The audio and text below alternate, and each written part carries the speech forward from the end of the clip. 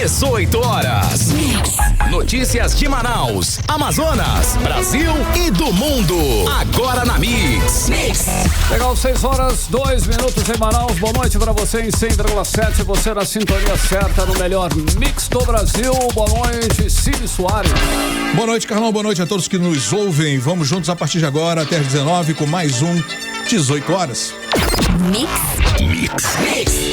Lembrando, hein, valendo sempre a sua participação pelo 611. Não é o 611, é o nosso. Lá vai você. 994887592. 611-1007 está no ar ainda, mas a sua participação é no WhatsApp. Tá certo.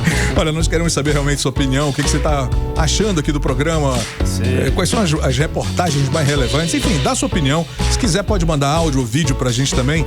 Nós publicaremos, dependendo, claro, da relevância. O telefone é o 994887592. Mande um alôzinho pra gente. Mix.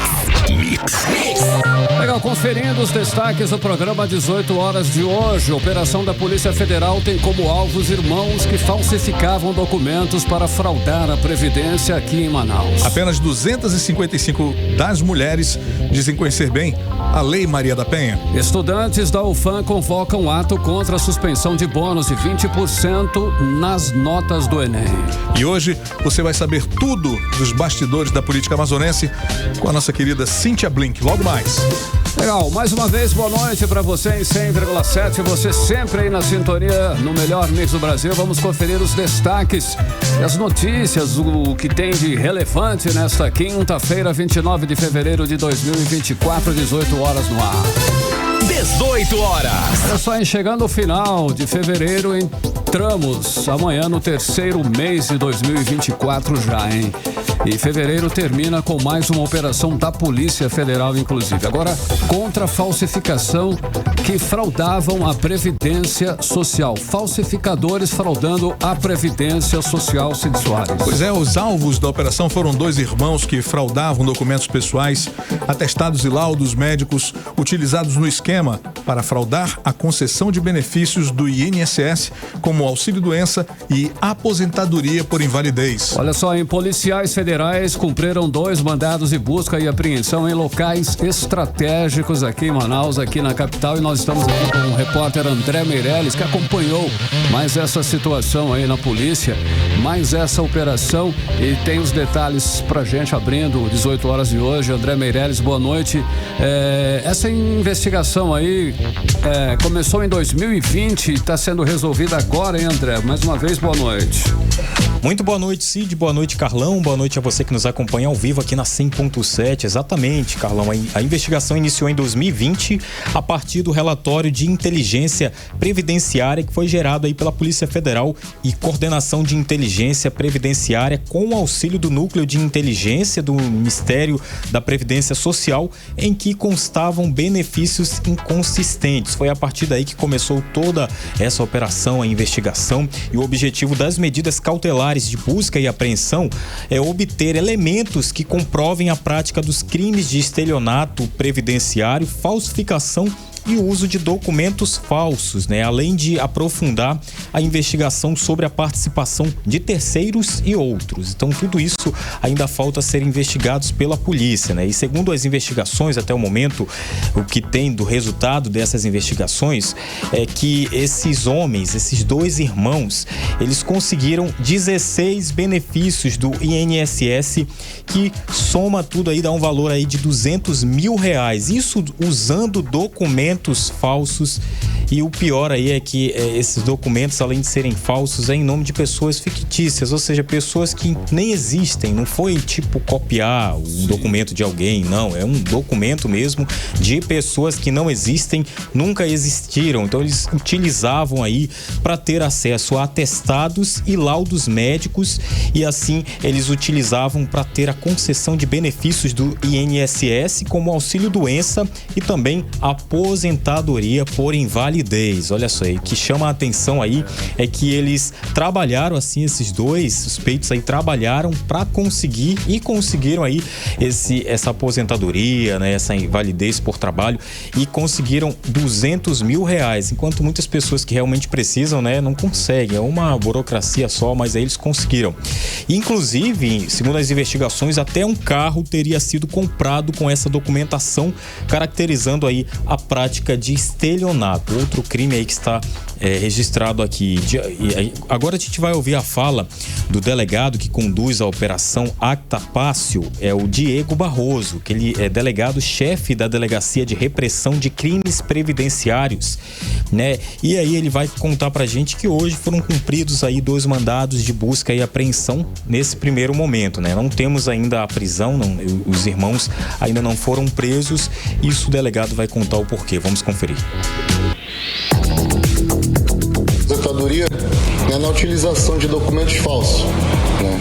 Então foram cumpridos hoje, a priori, na primeira fase da operação, 2 busca e apreensão, né? O relato a tentar buscar mais elementos, no qual foi conseguido, né? Foi encontrado documentos de fato falsificados, né? Na qual as 2 pessoas, né, em cada local utilizavam para fazer as suas fraudes. Teve a apreensão de um veículo, na qual um dos investigados, ele conseguiu financiar esse veículo com a utilização desse documento falso. Então, além do crime previdenciário, né, ele cometeu esse estelionato contra uma entidade bancária, né, conseguindo a compra desse veículo apreendido. 18 horas. Muito bem, Cid, Carlão e ouvintes, ouvimos aí a fala do delegado federal Diego Barroso. Ele estava falando aí durante a coletiva de imprensa que aconteceu hoje sobre os 2 irmãos aí suspeitos de fraude contra benefícios do INSS. Eles conseguiram retirar cerca de R$200 mil da Previdência Social para pessoas fictícias, né? Ou seja, pessoas aí que nem existem, né? Mas, segundo informações da polícia dessas investigações, o objetivo mesmo aí, Cid, Carlão, era que eles causassem um prejuízo de R$1.500.000, mas não conseguiram, grana, né? Exatamente. Então, desde 2020 acontece essa operação aí da Polícia Federal. Então, fico alerta aqui que as pessoas, né, criminosos aí que cometem crimes e acham que estão indo bem no caminho certo, uma hora a casa cai. 4 anos depois tá aí, ó. Foram 4 anos de investigação e aí falta ainda o restante das investigações para que a polícia possa então prender esses 2 suspeitos, e a gente vai continuar aqui acompanhando todo o desenrolar dessa história. Valeu, André Meirelles. Perfeito, obrigado, André. Boa noite, agora 6h11, você no melhor mix do Brasil. 18 horas. Olha, ontem a gente comentou, né? Nós falamos aqui sobre, aqui nos 18 horas, a Zona Franca de Manaus, que completou 57 anos e comemorou aí essa data divulgando o faturamento de 2023, que foi de 173 bilhões de reais, uma bela grana aí faturada pela Zona Franca de Manaus. O valor, inclusive, é o 2º melhor resultado em valores nominais em mais de meio século, Cid. Não é só isso não, olha, o Polo Industrial de Manaus fechou dezembro de 2023 com mais de 112 mil trabalhadores entre efetivos, temporários e terceirizados. E vamos agora aos detalhes com a repórter Odineia Araújo. Com o faturamento das indústrias da Zona Franca de Manaus em 2023 foi divulgado pela Chuframa nesta quarta-feira. No total, o Polo Industrial de Manaus faturou em todo o ano passado 173 bilhões 470 milhões de reais, somando o 2º melhor resultado em moeda nacional.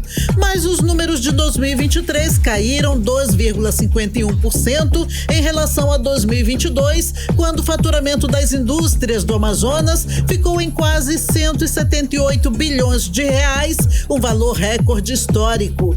Mesmo assim, porém, segundo o superintendente da Suframa, Bosco Saraiva, os números alcançados em 2023 confirmam a confiabilidade do modelo. Apesar de toda a dificuldade do ano de 2023, com a retração econômica planetária, com as dúvidas da reforma tributária, assim como a estiagem que nos atingiu fortemente no último trimestre de 2023, nós fechamos o ano com faturamento acima de 170 bilhões de reais, o que é um número exuberante para o nosso polo industrial. Além do faturamento, outro número para comemorar em 2023 é a geração de emprego no polo industrial de Manaus. Apesar da vazante histórica do ano passado, que impactou o abastecimento de insumos, obrigando as empresas a darem férias coletivas aos trabalhadores, o ano fechou com 112.230 postos de trabalho. Esse número é o melhor desde 2014, quando o polo industrial empregou 122.553 trabalhadores. De qualquer forma, a Zona Franca de Manaus mantém desde outubro de 2020 a marca mensal superior a 100 mil empregos. O polo de bens de informática se manteve com o melhor faturamento. Em 2023 foram mais de 42 bilhões de reais, ou 24,53% do valor total dos 173 bilhões de reais gerados pela Zona Franca. Outros segmentos que mais contribuíram para esse faturamento foram o eletroeletrônico e duas rodas. Odinei Araújo para o 18 horas. Você está ouvindo 18 horas. Legal, 6h14. Nós foi dando sequência, né, nas operações de trabalho. A primeira reunião do Conselho de Administração da Suframa será amanhã, sexta-feira, e vai avaliar aí projeto que prevê, né? São vários projetos, mais de 6 bilhões de reais em faturamento para a Zona Franca de Manaus. Esses projetos devem gerar mais de 1.000 novos empregos. Essa é a expectativa. A reunião será presidida pelo vice-presidente, que estará aí como presidente mesmo em exercício, Geraldo Alckmin, que amanhã, como disse, estará aqui em Manaus com a viagem aí de Lula para o exterior. Vamos agora aos detalhes com o repórter Rodrigo Soares.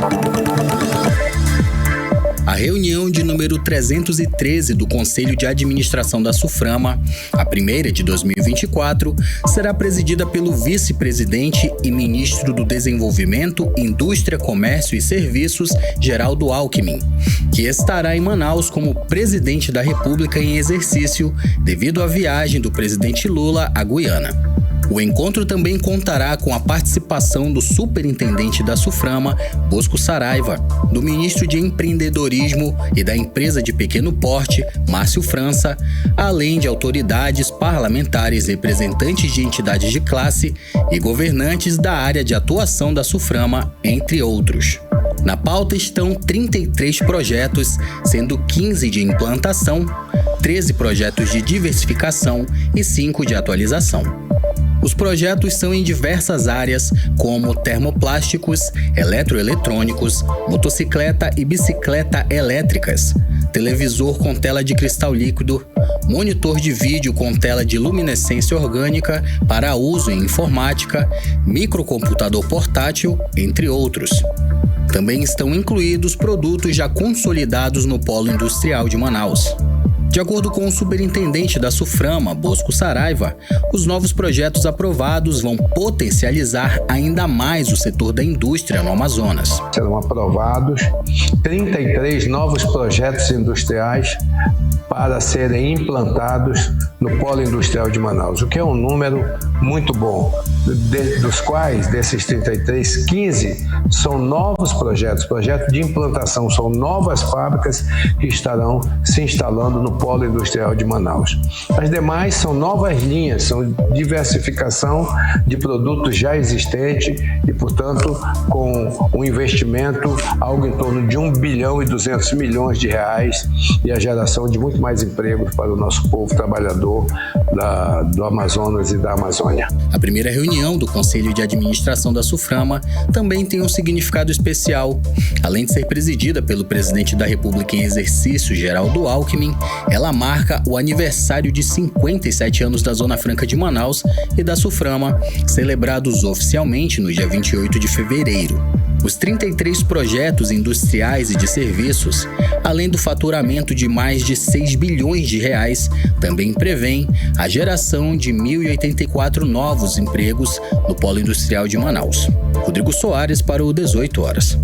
Você está ouvindo 18 horas. Agora 6 horas e 17 minutos. Olha só a polêmica da vez, né? Grande situação, tá tendo um incômodo muito grande entre os alunos. Amanhã, inclusive, às 4:30 da tarde, estudantes da Universidade Federal do Amazonas estão bastante preocupados, inclusive vão fazer um ato público unificado em protesto à decisão judicial que suspendeu a bonificação de 20% nas notas do Enem para estudantes do estado em si. Uma situação realmente bastante delicada aí. Pois é, a manifestação será na entrada do campus Manaus, que fica no bairro do Japim, zona sul da cidade, e a repórter Nathalie Moraes está aqui conosco.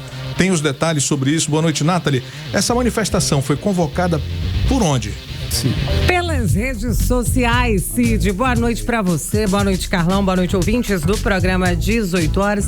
A gente sabe, né, que nada mais movimenta os estudantes hoje do que as redes sociais, e é por lá, né, que os estudantes da Universidade Federal aqui do Amazonas estão, né, mobilizando a sociedade em geral para um ato unificado que acontece nesta sexta-feira, a partir das 4:30 da tarde, na entrada do campus da UFAM, que fica ali na Avenida Rodrigo Otávio, no Japim, na zona sul aqui de Manaus. Esse protesto acontece aí depois da decisão judicial que suspendeu a bonificação de 20% nas notas do Exame Nacional do Ensino Médio, o Enem, para os estudantes aqui do nosso estado. Essa mobilização é organizada aí pelo Diretório Central dos Estudantes, além da União Estadual dos Estudantes e também a União Nacional. E tudo isso vem sendo convocado através das redes sociais, né? Desde a última terça-feira tem se falado bastante sobre esse assunto, até porque muita gente aqui da nossa região tem se sentido prejudicada após essa decisão. Isso porque na última segunda-feira o desembargador Alexandre Machado Vasconcelos, do Tribunal Regional Federal da Primeira Região, rejeitou o recurso da Universidade Federal e manteve aí suspenso o bônus regional de 20% nas notas aos estudantes do Enem aqui do nosso estado. Segundo ele, essa bonificação que era cedida aos estudantes seria uma afronta à Constituição Federal, uma vez que é proibido aí criar distinções ou preferências entre brasileiros para acessarem aí as universidades federais aqui do Amazonas, né? E em todo o Brasil, já que a gente sabe que hoje o único acesso às universidades públicas é através aí do SISU, é através do Enem, é através desses certames. E aí, nas redes sociais da universidade, inclusive, foi colocado um abaixo assinado, né, em defesa aí dessa bonificação. E para falar um pouco mais sobre essas manifestações que acontecem nessa sexta-feira, eu conversei com o Roberto Fernandes, ele que é diretor da União Estadual dos Estudantes aqui no Amazonas. Vamos conferir. Estamos preparando um ato amanhã em defesa, né, da bonificação estadual dos 20%, que é especificamente para os alunos que são aqui da região, né, do estado do Amazonas e que concluíram o seu ensino médio em escolas públicas, né, nos últimos 3 anos de formação do ensino médio no estado do Amazonas. Então, para além do abaixo-assinado, que já tem um apoio para mais de 21 mil pessoas, né, não só aqui do estado, mas que defendem a educação, defendem essa bonificação, amanhã teremos um ato às 16 horas aqui na frente da UFAM, né, no que chamamos de Bosque da Resistência, que já é um lugar bastante conhecido, onde os estudantes se reúnem para reivindicar, né, seus direitos, né, e as políticas públicas educacionais. Então, abaixo-assinado, para quem quiser, né, fazer essa assinatura, contribuir com a luta dos estudantes, pode procurar as redes da UEE-AM no Instagram, no Twitter, né, no Facebook, em todas as redes sociais, e lá você vai ter o acesso ao link, né, para fazer o abaixo-assinado junto com as demais pessoas. 18 horas. É isso, Cid, Carlão, a gente ouviu aí a fala, né, do Roberto Fernandes, ele que é diretor da União Estadual dos Estudantes aqui do Amazonas, falando um pouco mais sobre esse protesto que acontece nessa sexta-feira, dia 1º de março, a partir das 4:30 da tarde, ali na entrada do campus da UFAM. Lembrando que todo mundo pode participar aí desse bosque, ato, né, em defesa aí à educação do nosso estado. É isso, Cid, Carlão, daqui a pouquinho eu volto trazendo outras notícias aos nossos ouvintes do programa 18 horas. Boa noite. E Nathalie Moraes, agora 6:22, você era o melhor mix do Brasil. 18 horas. Agora nós vamos direto para Brasília, hein? Os bastidores políticos lá de Brasília. Vamos lá com o nosso correspondente Carlos Eduardo Matos, o Cadu. Boa noite, Cadu. Olha só, hein? Agora é o senador Eduardo Braga que teve um projeto de lei aprovado na Câmara dos Deputados. E esse projeto aí cria a tarifa social de água e esgoto. É importante, né, Cadu? Esse projeto. Explica aí os detalhes desse projeto aprovado do senador Eduardo Braga. Cadu, boa noite. Boa noite, Carlão. Boa noite, Cid Soares, meu querido. Boa noite, ouvintes do programa 18 horas. Carlão, esse projeto de lei é a menina dos olhos do senador Eduardo Braga, viu? Tanto que ele foi lá no plenário da Câmara acompanhar em loco a votação e também a aprovação do texto. Ele foi lá fazer um lobby, né, por esse projeto, porque tem um apelo social muito forte e também um capital político, né? Importante a gente frisar. Foi uma vitória expressiva, 325 votos a favor, 97 votos contra. A bancada do Amazonas votou praticamente 100% a favor, com exceção do deputado Capitão Alberto Neto. Ele, como vice-líder do PL, seguiu a orientação do partido e assim votou não. Carlão, esse projeto vai beneficiar as pessoas inscritas no CAD único para programas sociais, como Bolsa Família, Minha Casa Minha Vida, e tem renda familiar de até meio salário mínimo. Essas pessoas vão pagar uma tarifa social da conta de água e esgoto. O que é essa tarifa social, afinal? Como é que se mede isso aí? De duas formas, é o que está previsto no projeto de lei, tá? Primeira forma, ela vai ser equivalente a 50% da primeira faixa de consumo. Ou seja, assim que a lei for sancionada, a concessionária vai registrar o consumo do mês e aí vai cobrar a metade do valor. A segunda forma é 7,5% do Bolsa Família, que dá R$ 45. Em um dos dois casos, Carlão, aquilo que for mais barato, né, que fica mais vantajoso para o usuário, ele vai se encaixar, ok? Então provavelmente vai haver algum tipo de regulação, algum tipo de lei complementar que vai regular, ditar as regras de como vai funcionar essa tarifa social. Agora, detalhe, Carlão e Cid, a tarifa social, esse ponto eu achei muito importante, ela vai cobrir até 15 metros cúbicos de água por família, tá? Não vai cobrir o consumo todo, porque aí parcial. Pode estimular as pessoas. Exatamente, pode estimular as pessoas a gastarem mais água, né? Tá pagando mais barato, então vai gastar mais, então não faz sentido. Então, passando de 15 metros cúbicos, a cobrança vai ser no cálculo normal. Então a pessoa, quando essa lei estiver valendo, né, vai achar que a conta vai ser toda tarifa social. Não, passou de 15 metros cúbicos, fica atento. Passou, aí é cobrança normal. Portanto, o Carlão e Cid, é uma iniciativa muito importante, né? Porque não é só a conta de luz que é um absurdo aí em Manaus. Sim. A conta de água e esgoto é muito alta também, né? Essa tarifa social vai dar uma grande força no orçamento das famílias. Agora, outro detalhe, Carlão e Cid, esse projeto de lei que foi aprovado ontem à noite, ele volta para o Senado, viu? Porque a Câmara mexeu no texto que foi aprovado pelo Senado. E aí, pela lei, o Senado precisa revisar a revisão. Então, aprovando novamente, vai para a sanção presidencial. E o presidente Lula sancionando, a lei passa a valer a partir de 180 dias após a assinatura do presidente. Então, essa é a regra. Então, vamos aguardar. Tem tudo para passar, viu? Carlão e Cid. Bom, Cadu, mexe em coisas assim que eu sinceramente eu acho muito complicado. São sistemas que foram colocados, né, com dos aplicativo de transporte, mas conseguem mexer, o jeito brasileiro chega em qualquer lugar, né? E fecharam agora um acordo por remuneração e INSS. Como é que vai se dar isso aí, Cadu? Cid, o governo Lula e as empresas de aplicativo de transporte de passageiros, né, como a Uber, a 99, finalmente chegaram a um acordo e os motoristas vão ter direitos trabalhistas mínimos nessa atividade. O acordo é o seguinte: os motoristas vão ter direito a uma remuneração mínima e previdência social como profissionais autônomos. Esse acordo não entra o pessoal de duas rodas, né? Aqueles aplicativos de entrega de comida e de encomenda. Essa queda de braço, Cid, entre o governo Lula e as empresas estava rolando desde o ano passado, desde o início do governo, na verdade, né? Até um grupo de trabalho foi criado, acho que em maio de 2023. foi criado esse grupo de trabalho para discutir essa questão, né? Os sindicatos entraram, pediram do governo para que pudesse chegar a um acordo e tal, havia muita reclamação, o assunto está dividido, né?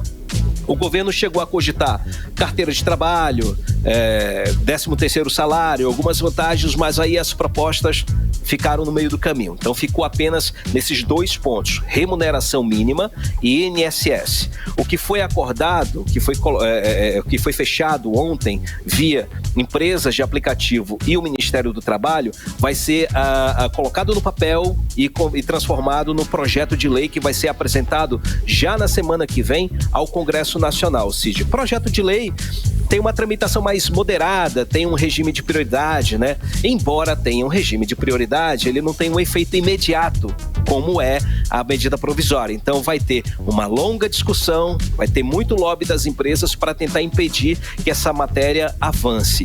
É um debate muito polêmico, Cid. Os motoristas de aplicativo que estão nesse momento no trânsito caótico de Manaus nos ouvindo sabem, devem ter conversado entre si, sabem que o assunto está mexendo com todo mundo, porque tem gente achando que as empresas vão descontar deles, dos motoristas, o dinheiro que vai ser repassado para o governo pagar o INSS, né? Ou seja, vai apenas sair do motorista para o governo. A empresa vai ser só uma mediadora. E tem gente acreditando, por outro lado, que vai ser possível continuar prestando serviço para Uber, para 99, sem ter o aumento no desconto da porcentagem. O medo deles é esse, né? Hoje o motorista da Uber, por exemplo, ou da 99, tem um desconto entre 30% a 60% da corrida. É um absurdo. Olha, eu me fico indignado quando isso acontece. A pessoa usa o carro dela, presta o serviço e aí o aplicativo retira 60% do valor da tua corrida, e eles estão com medo porque se isso for aprovado, o INSS aprovado, aí a empresa vai tirar, vai descontar dentro dessa porcentagem, pode aumentar ainda mais essa porcentagem. Então tá todo mundo temeroso com esse assunto e aguardando o que vai dar. Mas o debate vai ser muito quente na semana que vem. Eu não tenho nem dúvida, viu, Cadu, que tem que ficar temeroso a bancada mesmo. liberal, né, ela vai lutar para que isso não aconteça, mas a bancada do governo vai trabalhar para que seja uma realidade. O atual presidente, ele foi forjado dentro da carteira de trabalho, da ala metalúrgica, e por outro lado, a ala bolsonarista é liberal, né, é favorável ao mercado. Então, vai ser uma queda de braço e vamos ver o que acontece. Cadu, tem mais um minutinho aí para você aproveitar. Tem algum destaque aí para aproveitarmos esse um minutinho aí da sua participação, Cadu? Bora lá. Manda aí. Bora lá, vamos de rapidinha, Carlão e Cid. Hoje a Polícia Federal cumpriu mais uma fase da Operação Lesa Pátria, que investiga os atos criminosos e antidemocráticos de 8 de janeiro do ano passado, de 2023. Dessa vez, a operação foi para cima de empresários que financiaram os grupos radicais que atuaram nessa invasão aos 3 poderes. 3 empresários foram presos. 2 daqui do Distrito Federal, que são sócios de uma rede de atacarejo, né? E também foi preso um empresário lá em Campinas. Ele é filho de um prefeito de uma cidade de interior lá em Minas Gerais. Além das 2 prisões, a Polícia Federal cumpriu 24 mandados de busca e apreensão, colocou tornozeleira eletrônica em 7 pessoas que estão sendo investigadas nesse inquérito. Agora, mudando de assunto, para a gente fechar, Carlão e Cid, hoje teve uma reunião da Executiva Nacional do Partido União Brasil, que é a legenda de Paulderney Avelino, de Saulo Viana, 2 deputados federais, né? Do governador Wilson Lima e do presidente da Assembleia Legislativa do Amazonas, o Roberto Cidade.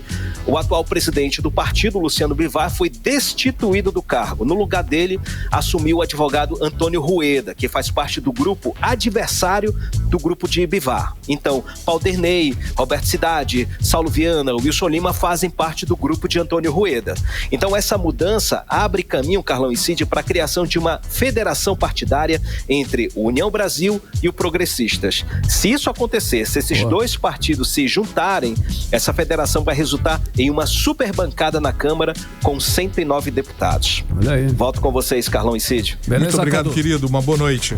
Boa noite, agora 6h30. Valeu, galera. Um abraço. Até amanhã, Cadu. 6h32, você no melhor mix do Brasil. 18 horas. A pesquisa aponta que 72% dos entrevistados na região norte desconfiam do trabalho da polícia. Olha só, apenas 25% dos entrevistados afirmam ter plena confiança na atuação da polícia. O índice fica um pouco acima da média nacional de 22%.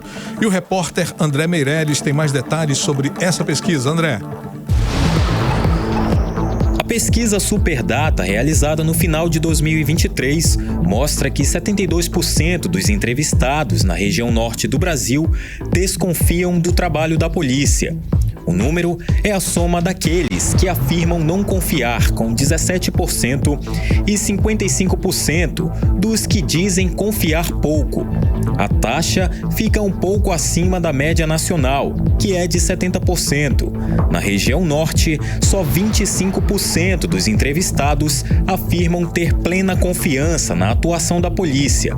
O índice fica um pouco acima da média nacional, que é de 22%.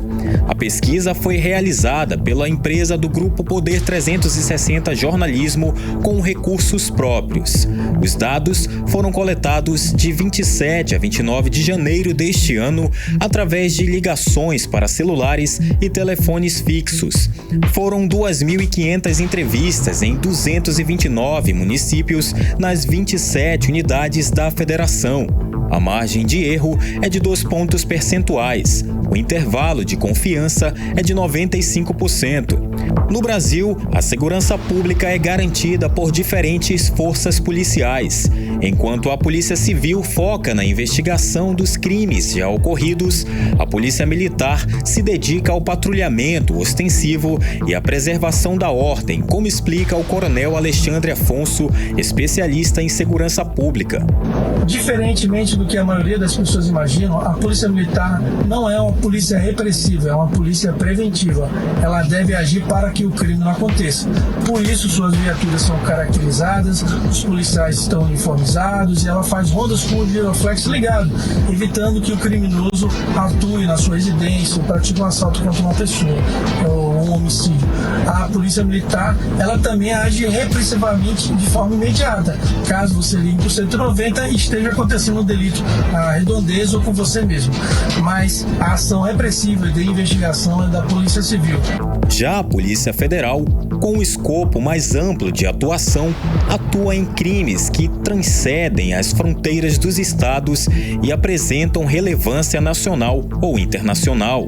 André Meirelles para o 18 horas.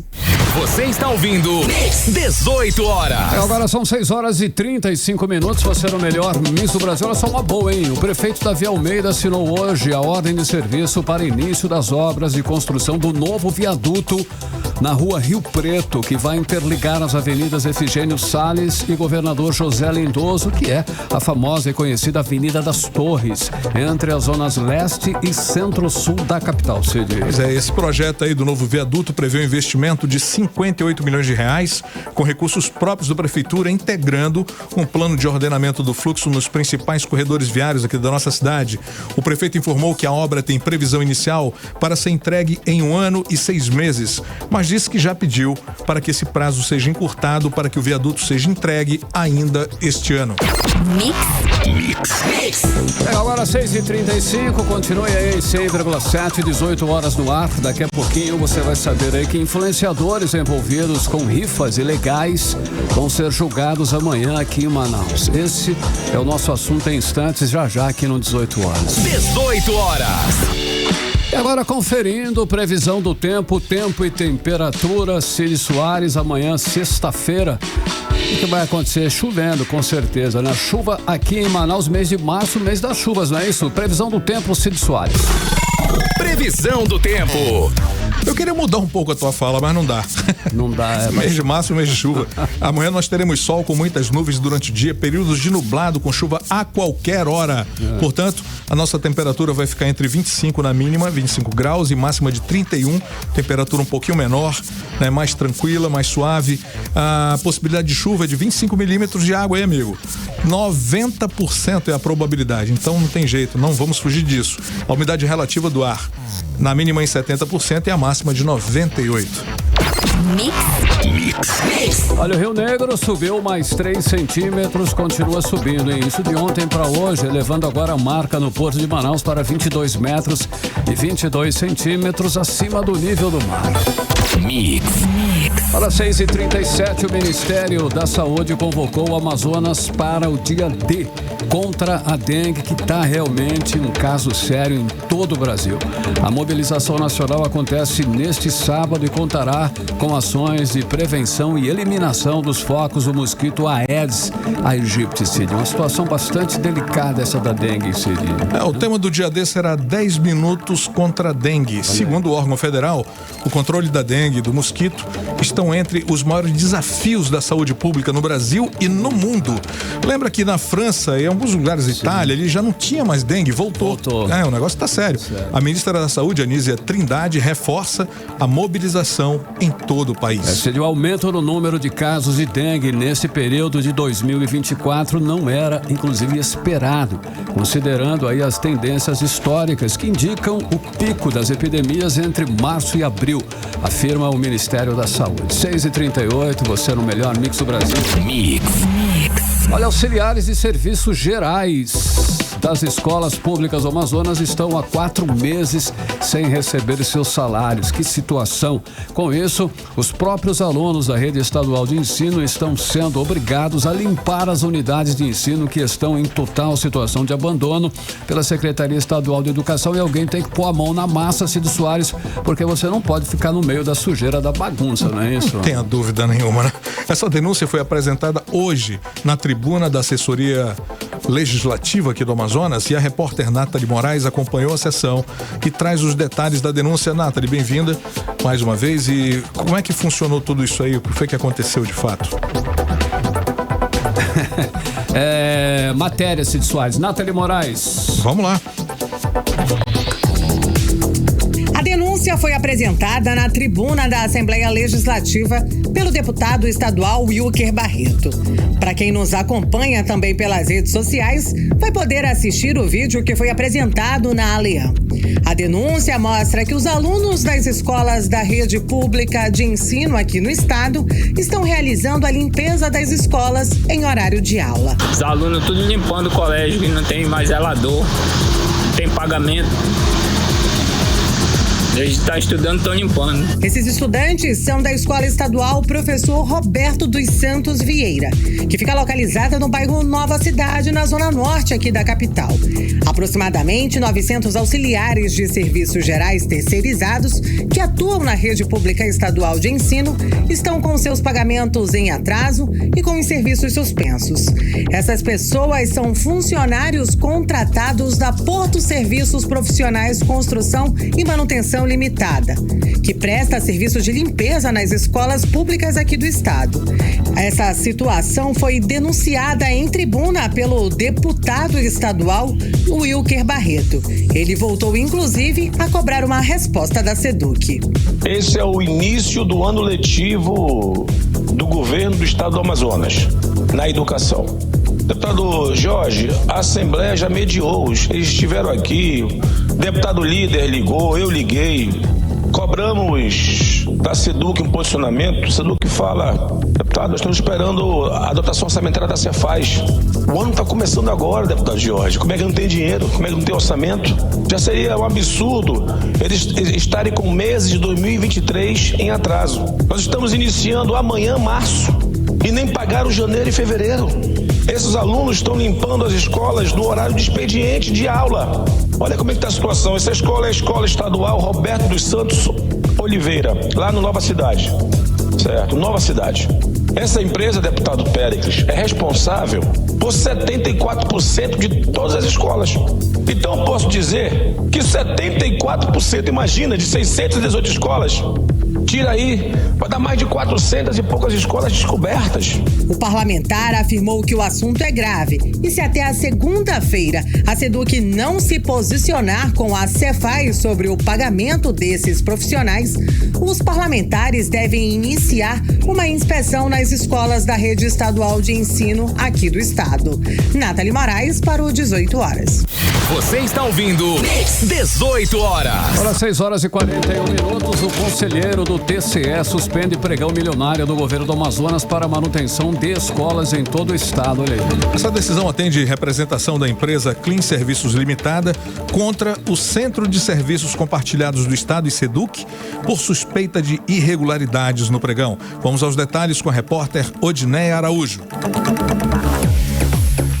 O pregão foi feito em 4 lotes e 3 deles foram vencidos por uma única empresa, o Atuman Serviços de Construção e Eventos. Os 3 lotes arrematados pela Atuman somam juntos mais de 30 milhões de reais. A empresa GS Tech Reformas e Manutenção Predial ficou com outro lote no valor de 7.860.000 reais. De acordo com a denúncia da empresa Clean, que foi declarada inabilitada para o pregão por suposto descumprimento de itens do projeto básico, ela não teve qualquer chance de recursos, afrontando o princípio da legalidade e da ampla defesa. Ainda conforme a empresa Clean, ela chegou a arrematar o lote 4, porém mais tarde, o Centro de Serviços Compartilhados do Estado declarou sua inabilitação novamente por suposto descumprimento dos mesmos itens.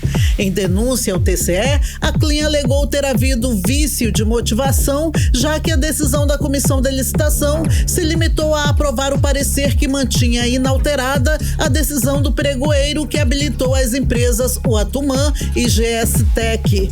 O conselheiro substituto do Tribunal de Contas do Estado, Mário Costa Filho, considerou que diante dos indícios de que o Centro de Serviços Compartilhados se utilizou de justificativas genéricas, elas não poderiam desclassificar a proposta mais vantajosa para a administração pública.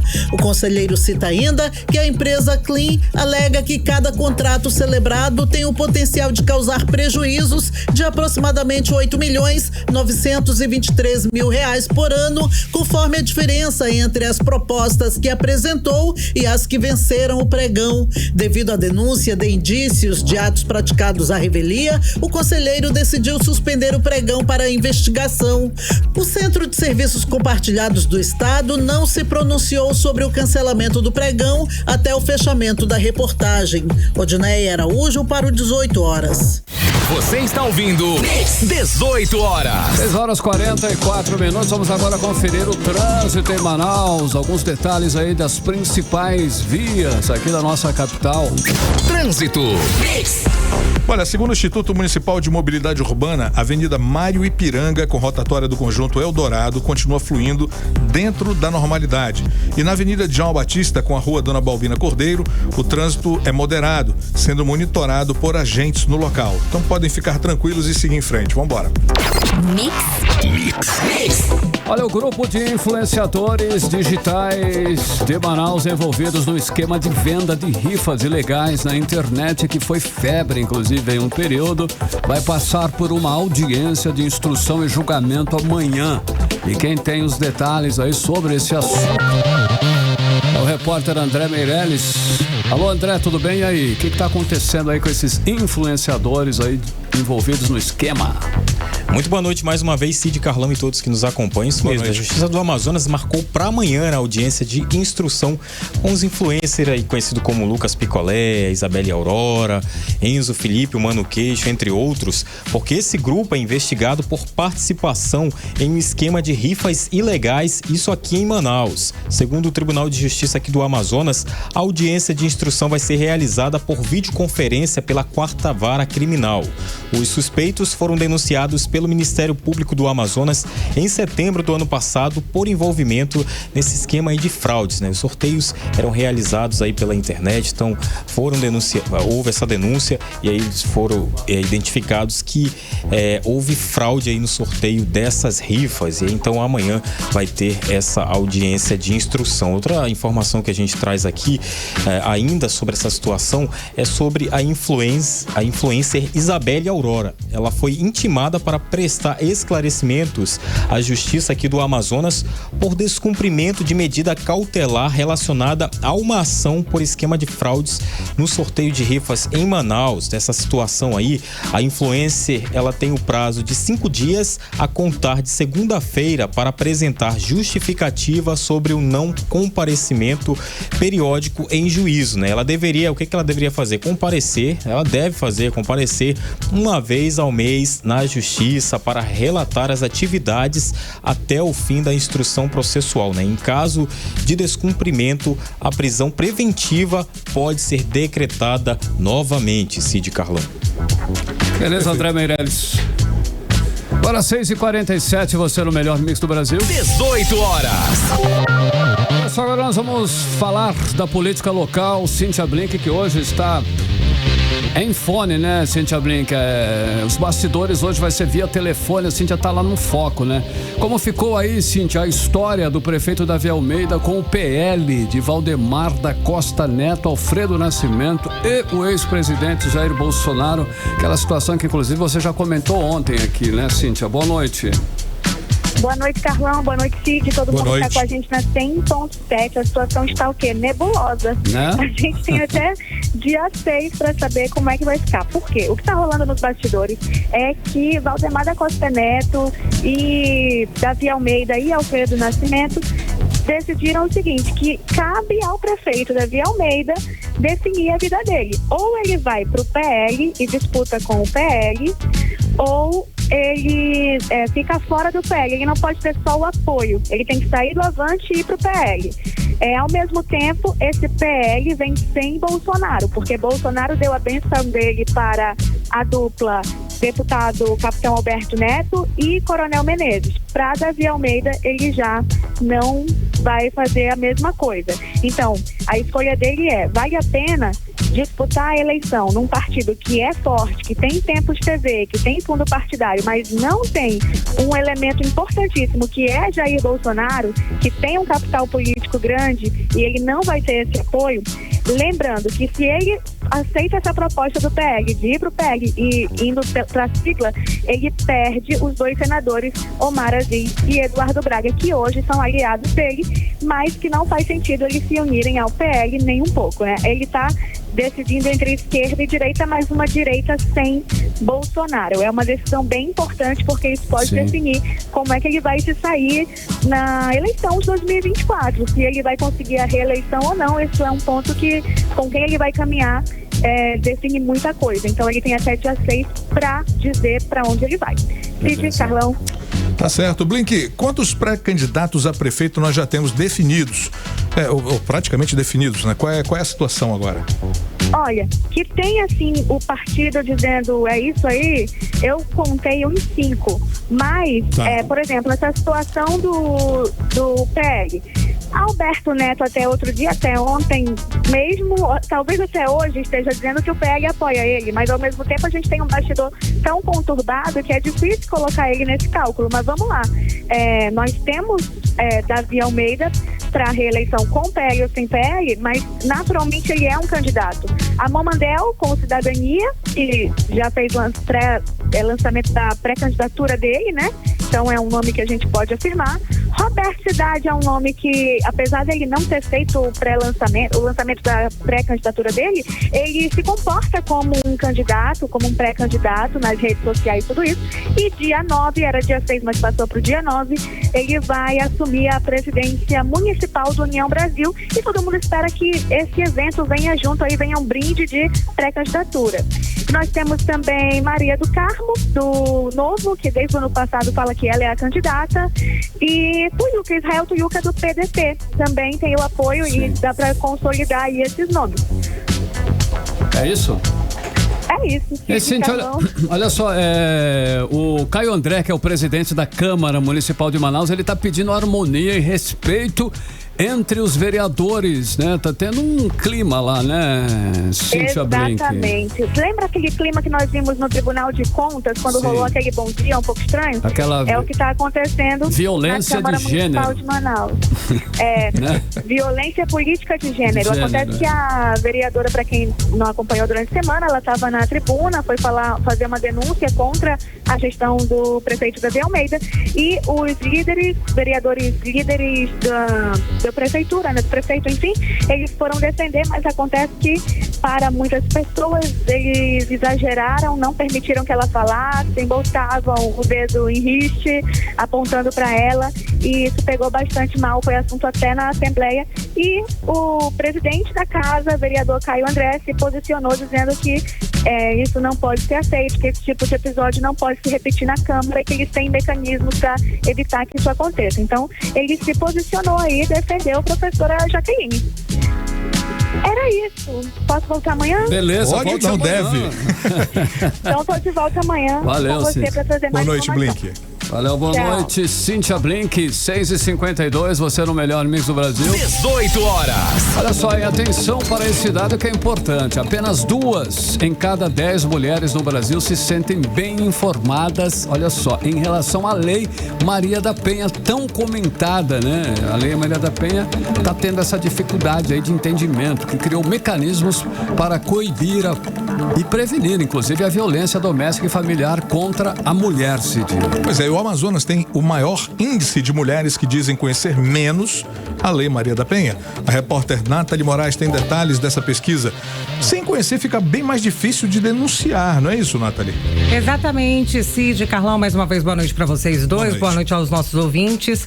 E aí, Cid, a gente acaba embargando aqui na nossa região numa questão realmente geográfica, né? A gente sabe que o Amazonas é mais distante que os outros estados do país, e quando a gente fala de acesso à internet, acesso à informação, nos nossos 62 municípios aqui do estado, essa situação é bastante complicada. A Lei Maria da Penha tem 17 anos e já trouxe inúmeros resultados em todo o Brasil. Mas aqui no nosso estado, muita gente sabe que a lei existe, mas não sabe como é que ela pode ser aplicada nem como ela funciona. Para falar um pouco mais sobre esse assunto, eu conversei com a delegada titular da Delegacia Especializada em Proteção à Mulher, a delegada Débora Mafra. Vamos conferir. Apesar da lei já estar com 17 anos, a dificuldade geográfica do Brasil, o Brasil é muito grande, e nós vemos que aqui no Amazonas mesmo, nós temos uma geografia que atrapalha muito a fluir, né, uma comunicação boa a ponto de todas as mulheres serem informadas. Eu acredito que todas já até ouviram falar da Lei Maria da Penha, mas não sabe se cabe ao seu caso. Por isso que é bom e importante que nós continuemos nesses eventos, continuemos fazendo a conscientização da sociedade no geral, nos meses de março, em alusão ao Dia da Mulher, no mês de agosto, em alusão ao aniversário da Lei Maria da Penha, em outubro, em alusão ao Outubro Rosa, que fala de mulher, e também em novembro, né, nos dias 16 dias de ativismo, para que a gente possa estar informando cada dia mais a mulher, que a mulher informada não se deixa ser violentada. Então, nós, quanto sociedade, temos que auxiliar as vítimas, principalmente com esses dados, podendo pensar que ela não tem essa informação. Então, não deixe de denunciar, você que sabe e que conhece uma vítima de violência doméstica. 18 horas. Cid, Carlão, nós ouvimos aí a fala da delegada titular da Delegacia de Proteção à Mulher, a delegada Débora Mafra, né? E aí aqui no Amazonas a pesquisa mostra que pelo menos 74% das mulheres não sabem como funciona, né, a Lei Maria da Penha. E aí isso daí reflete na violência, né? Pelo menos 11 mulheres são vítimas de violência doméstica todos os dias aqui no nosso estado, e só no ano passado a gente teve um crescimento aí de 32,2% nos casos de violência doméstica. É isso. Boa noite, Cid, Carlão. Boa noite, querida. Mix. Economia. Olha só os indicadores econômicos de hoje. O dólar fechou em alta de 0,06%, cotado a R$4,97. O euro fechou em queda de menos 0,21%, cotado aos R$5,37. O Bitcoin fechou em alta de menos 2,5% aos R$306.415. E o Ibovespa fechou em baixa de 0,85% aos 129.044 pontos. Olha só, o alvará de 2024 está disponível para consulta e pagamento no portal de serviços tributários. Manaus Atende no site, anote aí, Manaus Atende, tudo junto, .manaus.am.gov.br. Quem pagar em cota única até o dia 5 de março, dia do vencimento, terá desconto de 10% sobre o valor lançado. Outra opção é pagar em 4 parcelas, mas já sem o desconto. Olha só, este ano a Prefeitura de Manaus lançou 244 mil empresas em sua base de dados no Alvará, somando um total de 83,5 milhões de reais a serem arrecadados. Mix. 18 horas. Esporte. Legal, giro esportivo, Cid Soares, o que temos para hoje, Cid Soares? Hoje à noite é a estreia do segundo turno do Campeonato Amazonense. Começa aí com o Amazonas Futebol Clube Nacional, às 8 da noite na Arena da Amazônia. E olha, Carlão, sábado às 4 da tarde no estádio Carlos Amit, Unidos do Alvorada vai encarar o Manaus Futebol Clube.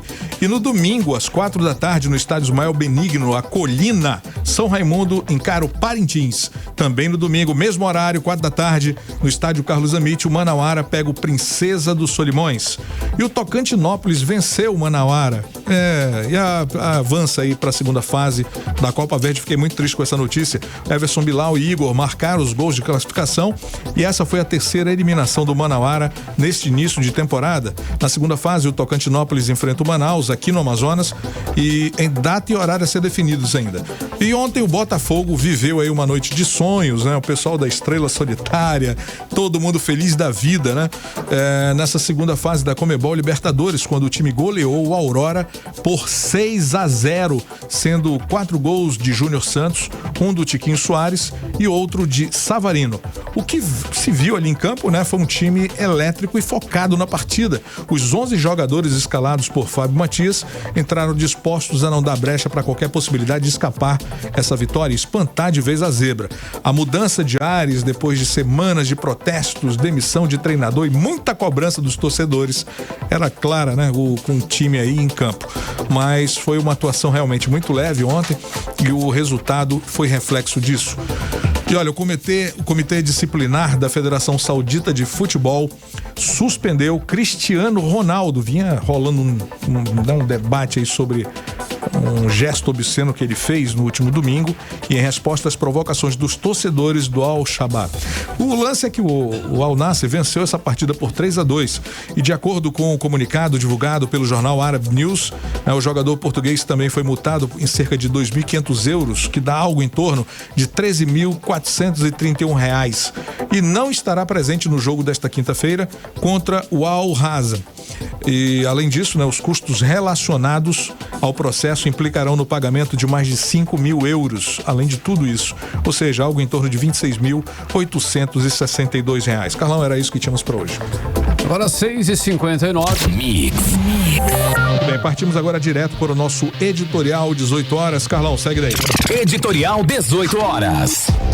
As instituições no Amazonas precisam atuar mais para informar as mulheres sobre os seus direitos. Hoje, nada menos que 74% das mulheres no estado se sentem mal informadas em relação à Lei Maria da Penha.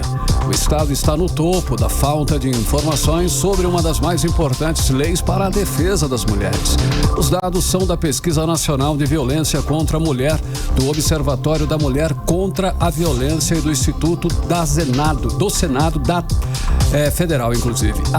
O que chama bastante atenção nessa pesquisa é que a Lei Maria da Penha é conhecida mais de ouvir falar apenas. O conhecimento não dá segurança de saber exatamente o que a lei garante em termos de direitos e o que ela muda de fato. Os números mostram o quanto as instituições que dizem atuar em defesa das mulheres ainda precisam melhorar e muito nesse aspecto. 18 horas.